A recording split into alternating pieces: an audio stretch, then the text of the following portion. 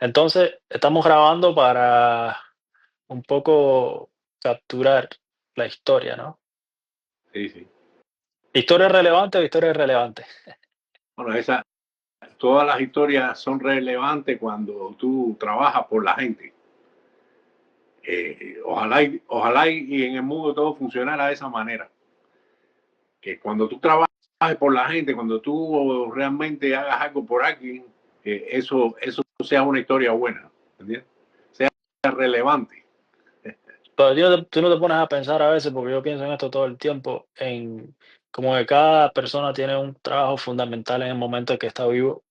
Y eso a veces dura mucho menos que una civilización, dura mucho menos que un colonialismo, dura menos que un régimen de ideales, ¿sabes? Como que la persona solamente está activa unos 60, 70 años si tiene suerte. Y entonces en ese tiempo, bueno, mucho menos que eso, porque uno empieza a tener ideas buenas después de los 25, ¿no? No sé. Después, eso no se sabe la edad, porque cada vida es como si fuera eh, es como si fuera la vida conocida. Es decir, en los 60, 70 años que vive la mayoría de la gente en el mundo, en ese tiempo pasan muchas cosas y, y la vida de cada uno cambia. Y uno piensa hoy de una manera y mañana de otra. Y después se da cuenta, por ejemplo, puede ser que te des cuenta a los 80 años, a los 70 años, de que alguien que estaba al lado tuyo, pues no era como tú pensabas, era de otra manera. Y uno mismo también cambia. Y uno mismo también piensa de otra manera. Y ya ve las cosas distintas. Por eso, por ejemplo, vamos a poner esa gente que muchos eh, eh, patriotas, ¿no? Que, que trabajaron por su país, lucharon por su país, pero cuando cogieron el poder, entonces se volvieron unos corruptos y trataron de poner dictadura o la pusieron, ¿entiendes? Y no me estoy refiriendo a los comunistas, que esa gente no tiene remedio. No. Me estoy refiriendo, por ejemplo, eh, a gente que sí ha hecho, ¿entiendes? So, básicamente la manera que yo lo veo es que como cada cual es un resultado de donde crece, ¿no? Donde crece, donde te educan. Sí, pero ajá, como quiera que sea, el medio influye en ti, en todo lo que tú haces, y todo lo que tú haces gira alrededor del medio donde tú te desenvuelves. So, ¿tú crees que en tu vida hubo un cambio radical en algún momento? Exactamente, ¿tú vivías de una manera, pensabas de una manera y de pronto te diste cuenta de algo o fue un proceso de muchos años? No, eso fue un proceso no de muchos años, pero sí de algunos años. Es decir, yo siempre fui democrático. A, a mí nunca me gustó, yo nunca le impuse a nadie nada, ni traté de ni pertenecí, por ejemplo, ni a la juventud, ni al Partido Comunista, ni a nada de eso.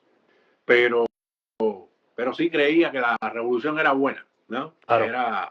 Claro, yo estaba desinformado, no sabía de los presos políticos, es decir, cuando era niño, por ejemplo, te voy a hacer una anécdota, que en el hospital Fajardo trabajaba mi mamá, y un día eh, veo que están enseñando unas fotos de dos presos que se habían escapado, que eran presos políticos, y decían que esos presos políticos había que tener mucho cuidado con ellos porque eran asesinos, que si los veían y que andaban armados, que si se los veían que no podían tratar de cogerlo, ¿no? Sino que tenían que llamar a la policía para que lo viniera a buscar. Y después me entero en una entrevista que le hicieron a ellos mismos, eh, que, que ellos no andaban armados ni nada, que se habían fugado porque se les había dado la posibilidad y se fugaron. Del príncipe, que estaba el príncipe, es decir, la parte de atrás del hospital Fajardo daba al príncipe, que era una prisión de la época de, la, de Batista y más para atrás. Creo que de la colonia venía eso, porque era un edificio bastante antiguo, como de los años, no sé si de principio del siglo o de finales, So, del siglo esa fue XIX. una de las primeras. de unos primeros momentos que te Fue diste una- cuenta que usaban la manipulación y la no, ahí exageración no para supe que manipulaban, eso me enteré después. claro, ¿No? Eso, pero siempre, por ejemplo, una de las cosas que sí me mantuvo a mí tolerante, ¿no? Con respecto a lo que pasaba, ¿no? En Cuba, fue que, por ejemplo, en mi barrio, en La Habana, se reunían unos viejos, ¿no? Que eran alcohólicos, pero se reunían 5, 6, 7 viejos de esos en la bodega, ahí en una escalera, y se ponían a tomar allí y a conversar. Y todo lo que hablaban era en contra del gobierno. Y yo me sentaba a oírlos, pero yo no participaba en nada, yo lo dejaba que yo lo oía. Y me interesaba lo que decían y cómo hablaban, ¿no? Y ¿cuántos años tú siempre, tenías? ¿Cuántos años tú tenías más o menos en en esa esa época? época yo tendría 9 o 10 años. Wow, Y yo me llevaba bien con todos los viejos eso, pero yo me ponía a escucharlos ahí porque a mí me gustaba eso de que hablaran, ¿no? De que contaran. Es decir, parece que esta cosa de la política y eso, a mí me viene ya de la sangre, porque mi papá también, eh, mi papá fue combatiente de eso de la revolución, de la Sierra Maestra. ¿es verdad que tu papá llegó a ser el guardaespaldas de Fidel? Eso No, es verdad. no, él era capitán del ejército rebelde. Oh, Y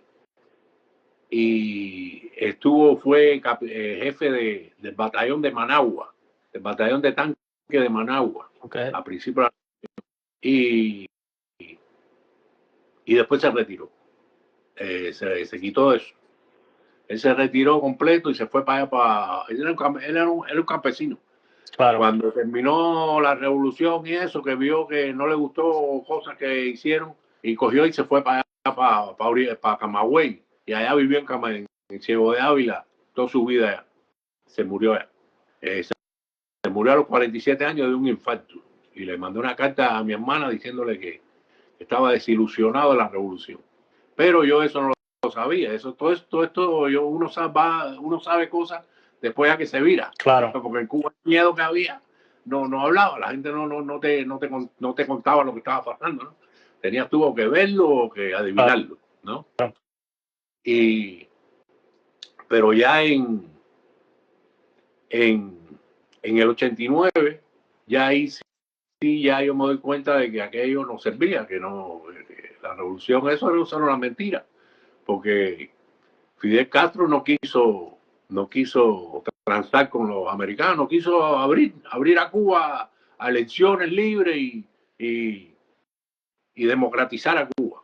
Él dijo, no, yo me quedo aquí no hay quien me saque porque ¿cómo se llama? Yo no voy a poner en riesgo mi poderío, ¿no? Mi bienestar por hacer democracia ni un carajo, ¿entiendes? ¿No? Claro, Incluso el mismo Fidel Castro llegó a decir que él no entendía cómo eh, la gente prefería el sistema capitalista al sistema comunista, que él no lo entendía, ¿no? Pero estaba claro, porque el problema es que el sistema comunista no garantizaba nada. ¿Entiendes? No te da oportunidades, por ejemplo, mientras todo el mundo en los países capitalistas, tú trabajas y ganas tu dinero y te puedes ir para donde tú quieras y puedes hacer con tu dinero lo que tú quieras, pues en Cuba no podías hacer nada de eso, claro. ¿no? So, Y Cuba Cuba, siempre ha estado en lo mismo desde no, siempre. Cuba en la época de la Unión Soviética vivíamos mejor, mucho mejor que ahora.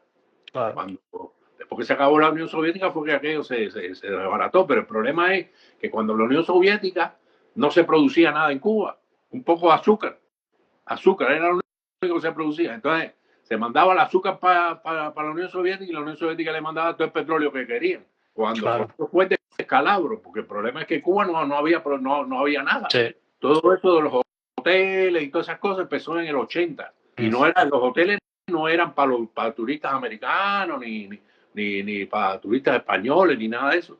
Todos esos hoteles eran los primeros hoteles los hizo para los que venían de los cubanos mismos que no los había dejado entrar durante 30 años y los empezó a dejar entrar.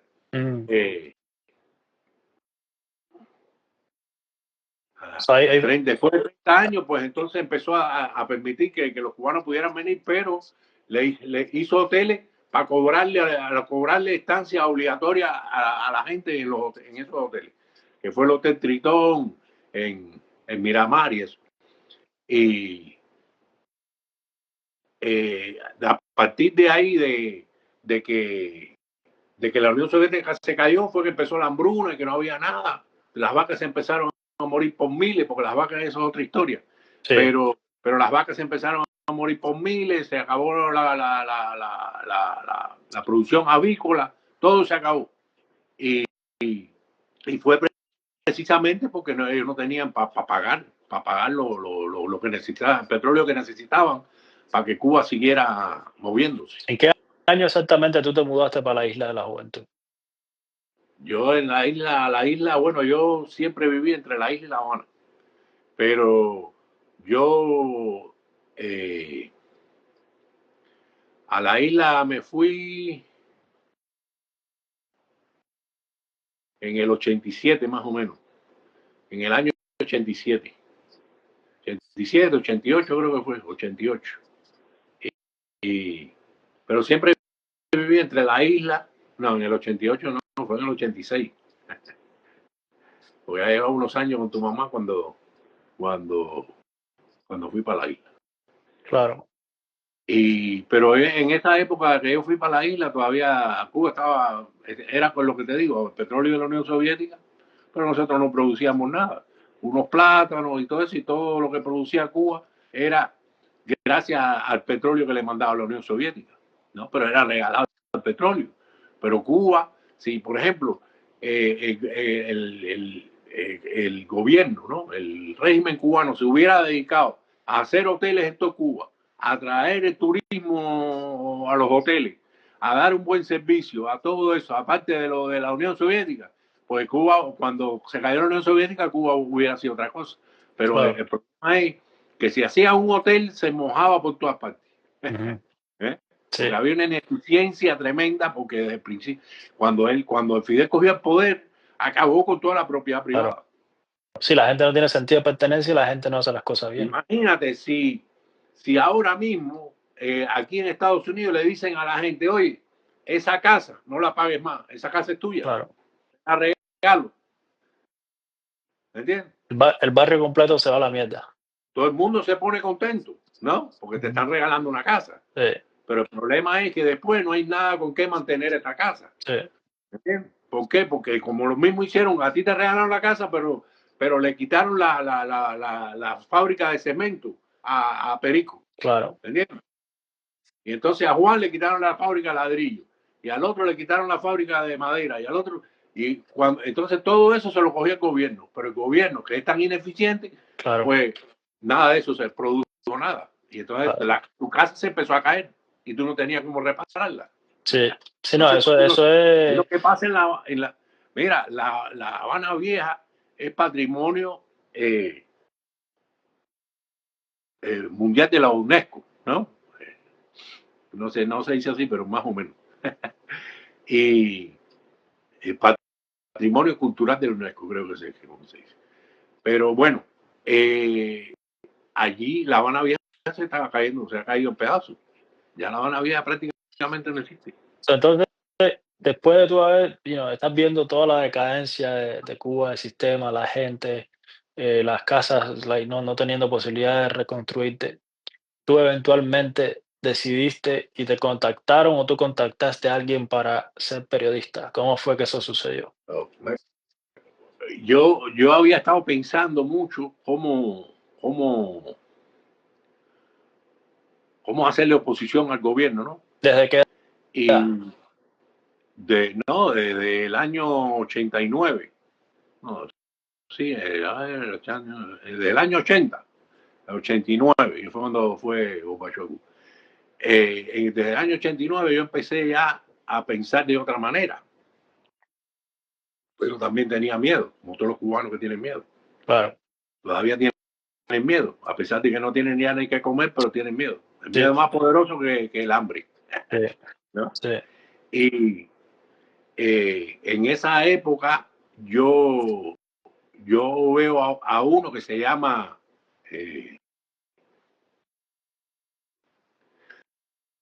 Antonio Morales. era un opositor en la isla que vive aquí en Estados Unidos, vive ahí en Naples. Un saludo para él si me oye. Y veo a Antonio Morales que donde quiera que llegaba, la bodega, en todos los lugares donde llegaba, él se formaba su play ahí de contra el gobierno, ¿no? Yo dije, coño, este tipo es un, ¿no? Porque se enfrenta a las cosas. Y entonces, yo lo vi varias veces hablando, ¿no? En contra del gobierno, y siempre él era muy, muy activo. Y entonces yo le dije, un día le digo, oye, ven acá, compadre, yo quiero meterme contigo en esto de la oposición. Y me dice, no, sí, está bien, como no, que sé yo, que sé cuándo. Yo voy a estar al lado, voy a mi casa. Y fui a su casa, que sé yo, ahí conversamos. Entonces ahí me puso él en contacto con Jorge Olivera. Jorge Olivera era uno que vivía en La Habana, que, Sí. que creo que ya vino ya vino, era también de los 75. Bueno, a través de Jorge Olivera yo me metí en el periodismo. Olivera no era el esposo de Laura Pollán. No, no, no, no, no. No. No, no, Olivera es el esposo de Laura Pollán, ya no me acuerdo cómo se llama. Hasta los nombres se le van olvidando. Pero no es Olivera. Bueno, ahí me pongo yo en el periodismo independiente y ya empecé a trabajar a tratar de cambiar Ba- aquello, ¿no? Básicamente el trabajo era denunciar a Sí, cosas que no mira, estaban.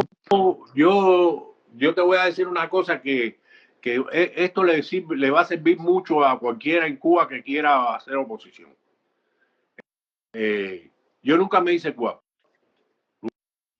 guapo, siempre traté bien a todo el mundo, a lado de la seguridad. Yo hablaba con ellos como yo tampoco tenía, en mi corazón no hay odio. Claro, Es decir, yo no odio a nadie.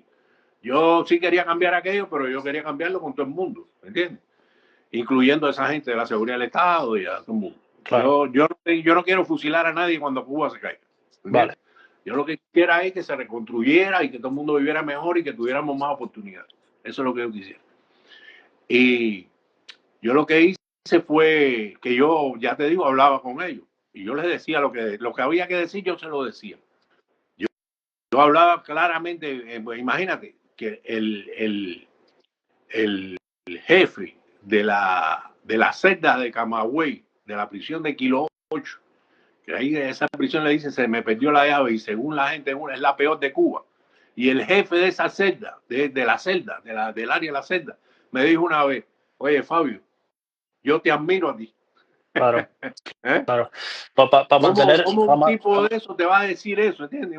claro. Esa gente te matan en un Sí, momento. sí, sí, ¿Entiendes? sí, sí. Pero yo siempre, porque yo cuando tenía que hablar, yo hablaba y decía lo que tenía que decir. Yo lo que no me hacía guapo, Claro. ¿entiendes? Pero con la razón, siempre trataba de avanzar con la razón, ¿entiendes? Y, Para mantener un orden cronológico cuando tú estabas todavía en la calle trabajando, ah, eh, exactamente qué tipo de reporte tú hacías, qué tipo de denuncias.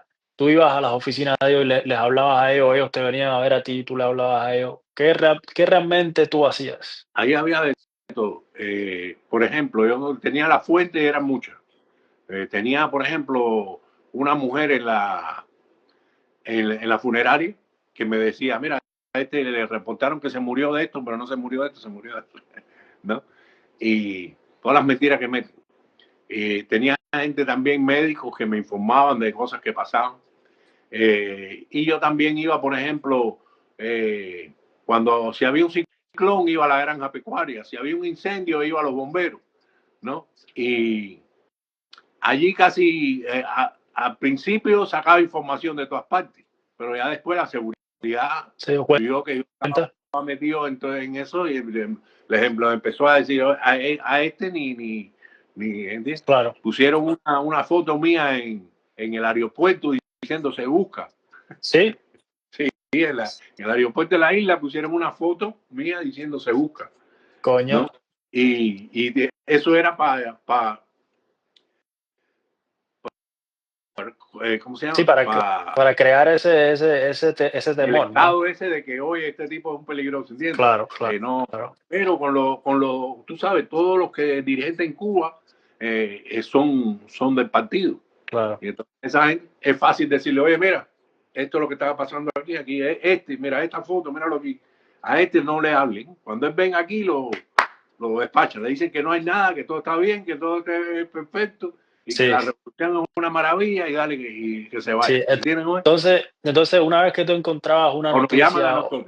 Es lo que y le decían también, no, nos llaman a nosotros. claro, una vez que tú encontrabas una noticia ¿Qué? o un caso, una vez que tú encontrabas una noticia o un caso, tú hacías un reporte, escribías me imagino que una noticia con respecto a Ah, eso, claro. ¿y a quién tú le dabas esto? Oh, eso yo lo mandaba para aquí, para Estados Unidos, una agencia que se llamaba Cuba Press, ¿Ok? y lo mandaba para acá, aquí lo publicaban en internet y en otros lugares. No, muchos lugares hay, Solamente esa empresa, Cuba Press. ajá, ¿Ok? trabajaba con Cuba Press, trabajaba con Habana Press también. Con Habana Press trabajé más tiempo. Sí. Fue la primera que trabajé y trabajé muchos años con eso. Por todo ese trabajo que tú estabas haciendo para esa agencia, Varios años. varios años, tú recibías dinero de esa agencia. Sí, esa gente hay, que eso, mira, eso que el gobierno dice, por ejemplo, que, que nosotros somos asalariados del servicio del imperio. Y en realidad, a mí, por ejemplo, me mandaban $75 al mes. Y gracias a eso, si no me iba a morir de hambre en Cuba. Claro, Y pues tú no te también. daban trabajo. Y entonces yo con eso, por ejemplo, una vez al mes te compraba una camisa, el otro mes te compraba un pantalón y así. Yo me Y lo acuerdo mismo. de eso. ¿Qué? Yo me acuerdo de eso. Ajá.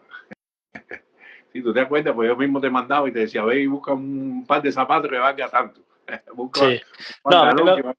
a mí me parece bien que te hayan pagado por tener la valentía de soltar esas noticias. Eso es normal. En todos los Sí, países del pero no era, mundo, no era el gobierno americano. Esa gente, por ejemplo, Habana Press, la patrocinaba una mujer que murió ya, que era una,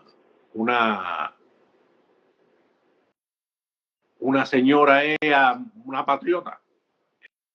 Eh, es que los nombres ya se me van olvidando, compadre. sí, el tiempo pasa. Sí. Eh, o María Elena Díaz Berzón Amo, se llama ella. Se llamaba, en paz descanse. Claro. Ella nos estuvo financiando durante años, casi todo el tiempo que yo estuve en la oposición, Ya estaba hasta aquí que en Estados Unidos, ¿no? ella vivía aquí, sí, ella vivía aquí y tenía dinero y nos ayudó mucho. Esa mujer, gracias a ella, yo no me morí de hambre allí, metió en la oposición, me hubiera caído preso antes, no cuando caí. Claro, Gracias a ella, a, a esa ayuda, no pude sobrevivir a todo claro. aquello. A mí sí me tenían los ojos arriba Sí, para ver cómo me metían preso. sí, ¿Entiendes? sí, Que no claro, fuera por política, sino que yo hiciera otra cosa para ellos poder actuar. claro. Pero bueno, no hacía nada yo nada más que eso. Bueno, Así que entonces esos fueron varios años en los cuales tú estuviste como que jugando ese juego peligroso, ¿no? De tratar de sacar noticias y todo el mundo con los ojos arriba de ti, a ver qué pasaba, a ver qué hacías y mal para no, yo poder. aparte de eso, yo ayudaba a organizar, no, organizábamos. Entre ellos también lo organizábamos, sobre todo entre Manuel y yo. También Sabón, habían varios, Sí, Víctor, y, y organizábamos actividades eh, por el día natalicio de Martí y fechas así señaladas, hacíamos actividades, íbamos para la calle. Hubo una época en que todos los días, todos los miércoles, íbamos a la calle 39 con carteles. Yo no me ponía carteles, eh, pero yo era el que hacía la noticia, ¿no? claro, Y yo no era un activista, yo era un periodista, no podía yo hacer lo mismo que hacían ellos. claro. Pero ellos sí se ponían carteles, abajo Fidel no, porque lo que Es muy, queríamos era cambiar aquello. Entonces lo que poníamos era, por ejemplo, queremos democracia, libertad para el pueblo cubano, Derechos, cosas así, ¿no? derechos humanos.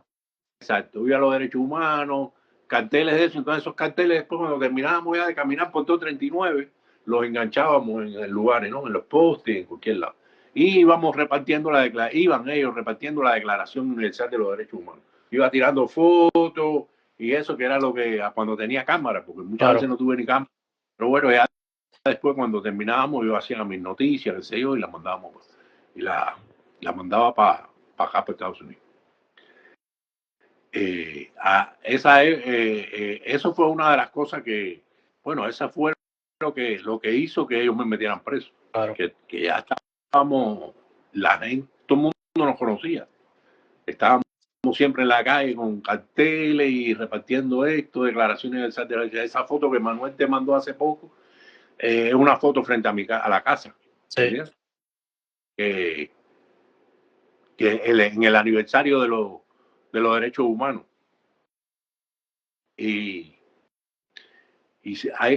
fueron muchas actividades que hacían. Básicamente llegó el momento que ya toda la semana. llegó el momento que los tipos se cansaron y te dieron la orden de arresto, ¿no? Sí. Eso fue en La Habana.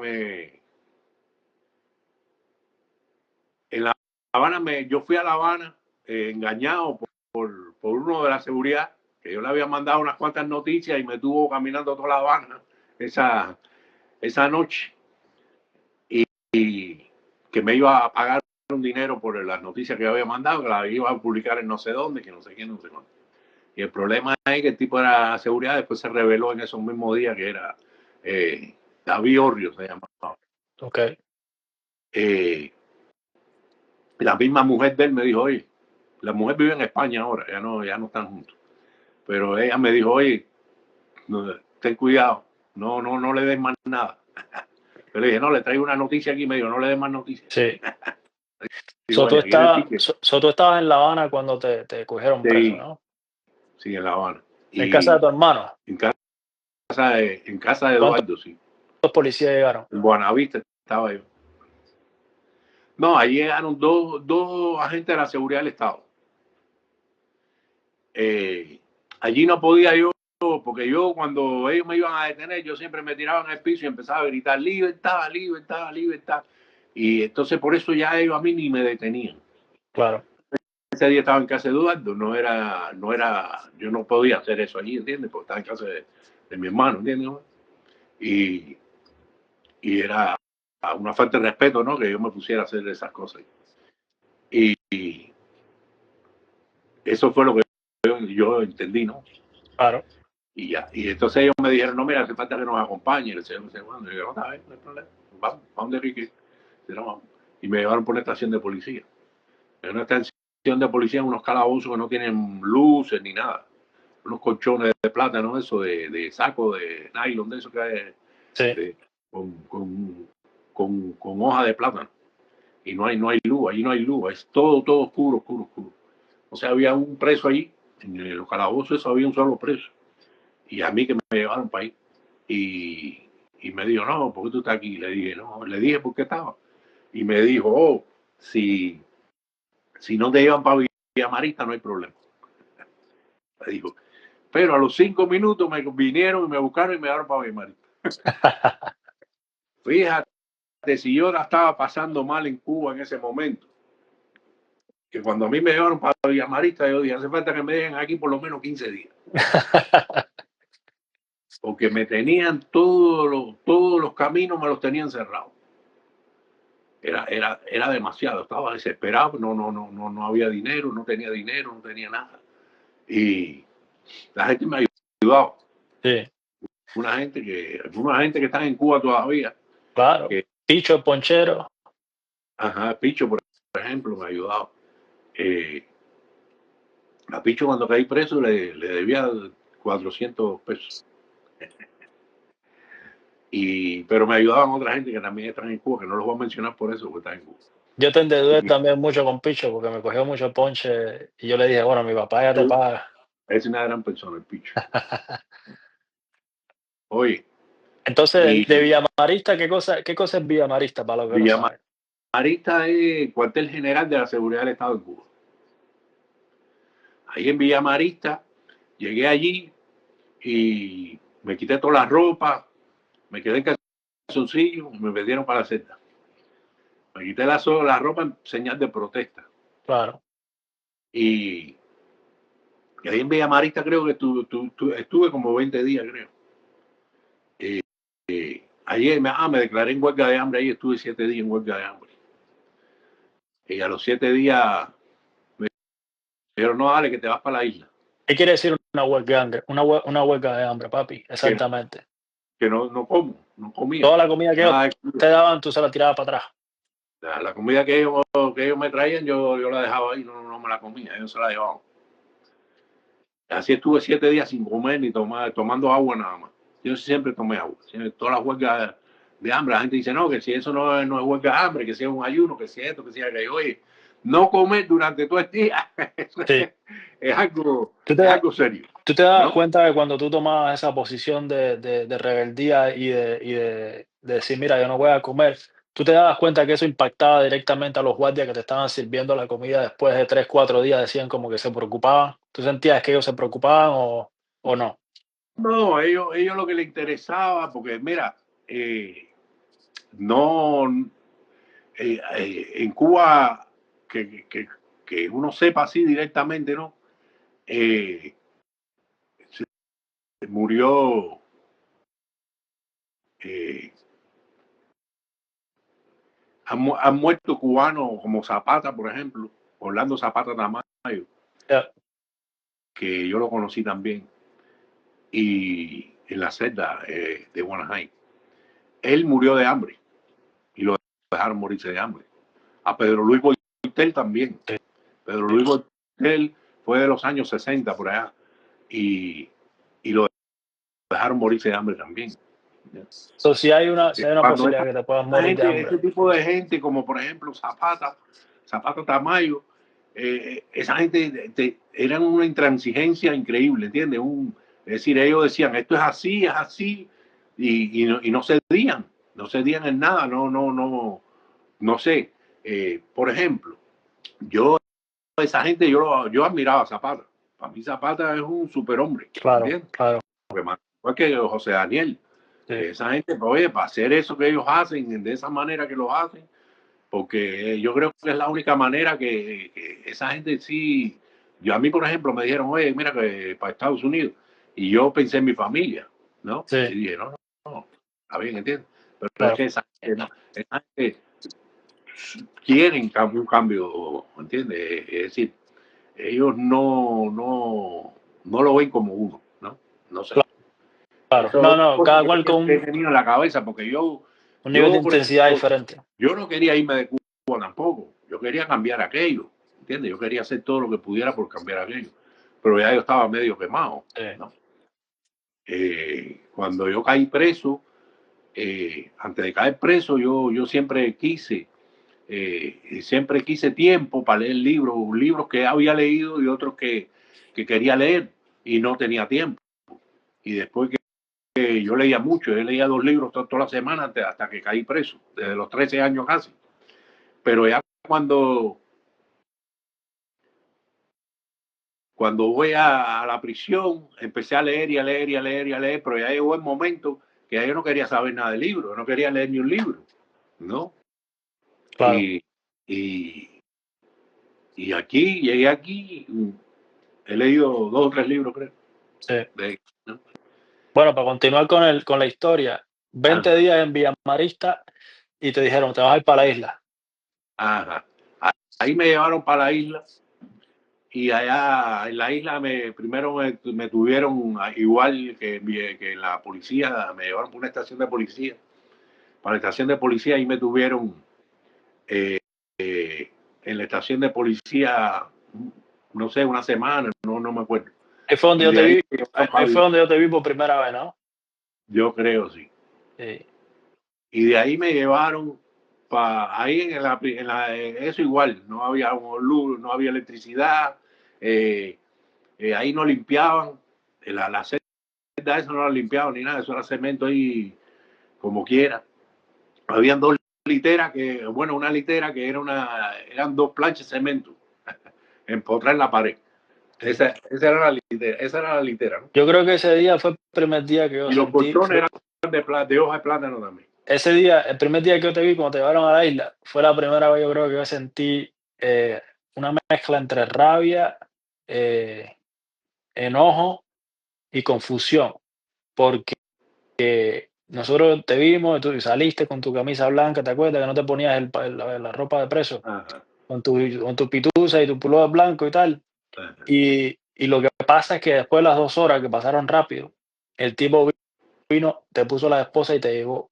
Y yo me sentí, yo personalmente me sentí como que yo todavía no había terminado. ¿Sabes? Como que cuando yo estaba adaptado a andar contigo, nosotros andábamos por horas, a veces un par de días juntos. Entonces, en ese momento que ese tipo te llevó así, yo dije: "Espera, si yo no he terminado".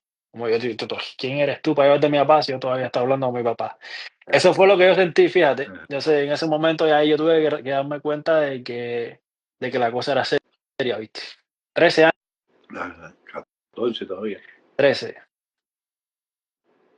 Bueno, lo que te digo, déjame decirte esto de Villamarista, porque esto es importante. Después que me llevaron para la isla, me detuve en la policía y de ahí me llevaron para las celdas de la seguridad del Estado en la isla, que las condiciones eran las mismas, más o menos.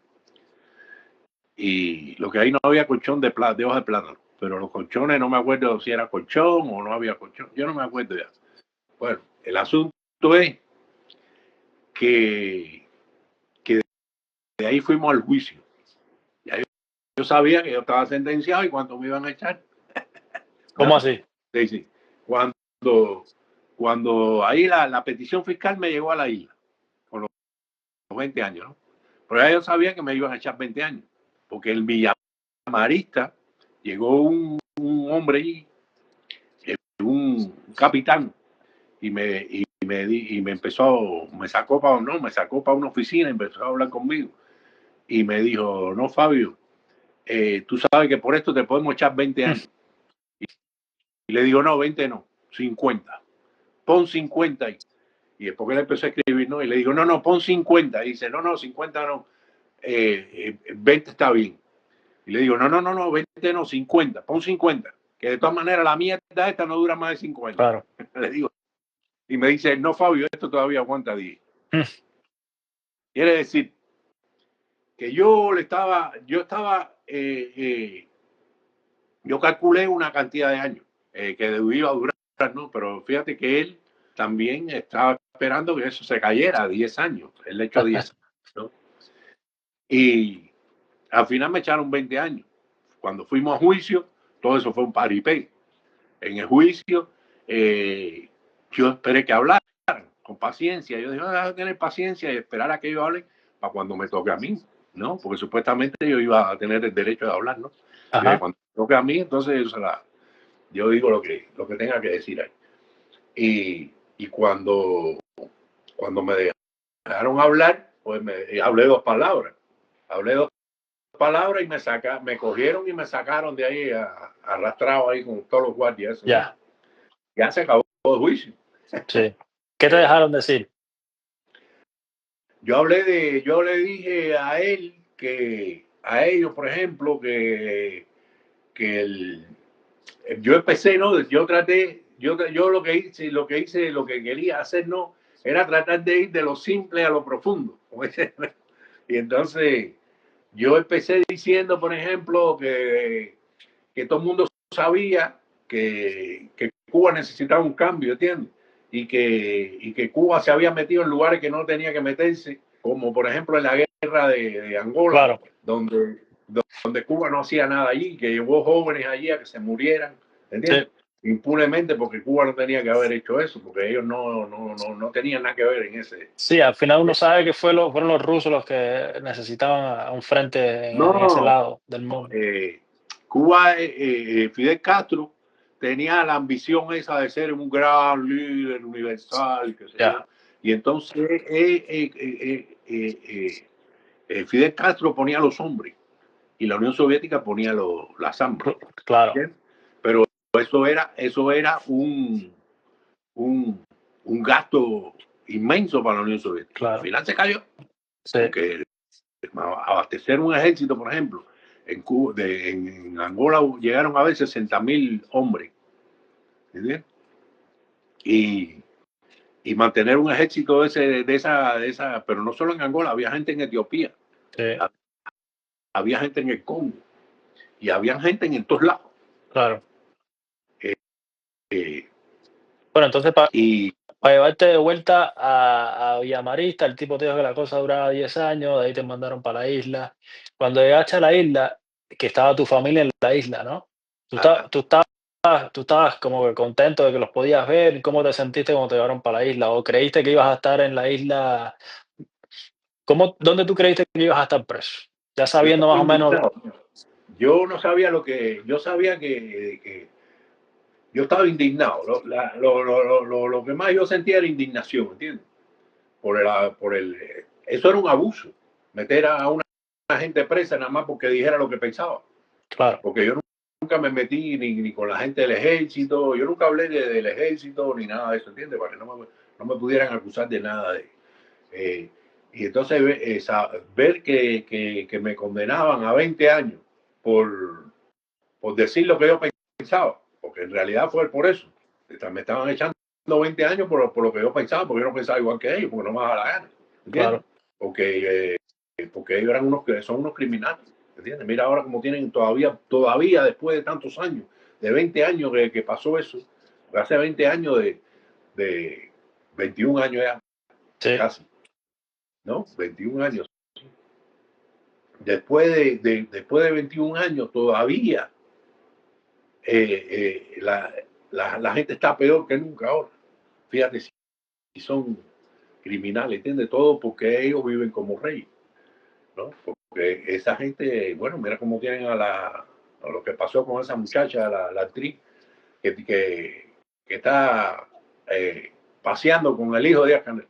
claro, claro. El hijo de Papi, Díaz-Canel es multimillonario, porque ella es rica, ella es millonaria. sí, Con todos los trabajos que ha hecho, nada de eso de ser millonario. sí, Pero ella está como un multimillonario, porque sí. o sea, costilla del pueblo cubano, ¿entiendes? Es como Papi, entonces, a la Siria y todos los dictadores, eso. de la isla, ¿qué pasó? ¿Qué pasó? ¿Cuánto tiempo estuviste en esa parte Ahí de la... la ya después del juicio, ya ahí me llevaron para Camagüey. No, me llevaron para Guanajay. Ahí me llevaron para Guanajay. Cuando me trasladaron para Guanajay, le dijeron a los guardias que me fueron a buscar a la lancha de Batabanó, de ahí de la isla Batabanó. En Batabanó me fueron a buscar unos guardias y le dijeron a los guardias que yo le había quitado la pistola, que tenían que tener cuidado porque yo le había quitado la pistola a un policía. Y dijeron eso para que tuvieran cuidado, ¿entiendes? Que tuvieran cuidado conmigo. Imagínate, cuando llegué allí, me levantaron así por abajo los brazos y me arrastraron para allá, para una jaula de cerrada. Entonces me senté yo por allá atrás y ellos se sentaron para acá adelante. Y dice uno, no, él no tiene cara de que quitó policía, pistola policía. Y ahí me puse a hablar con ellos y entonces les dije, no, en realidad lo que estaba pasando. Y dice, coño, qué descarados son esa gente. Nos dijeron que tú le habías quitado la pistola a un policía. Eso era para la forma en que ellos te reprimen, ¿entiendes? Es utilizando a la gente, la ignorancia de la gente, ¿entiendes cómo es? Bueno, creo que Fabi se frixó su cámara. Así que no vamos a poder seguir hablando. ¿Vale? Hasta otra oportunidad. Que tengan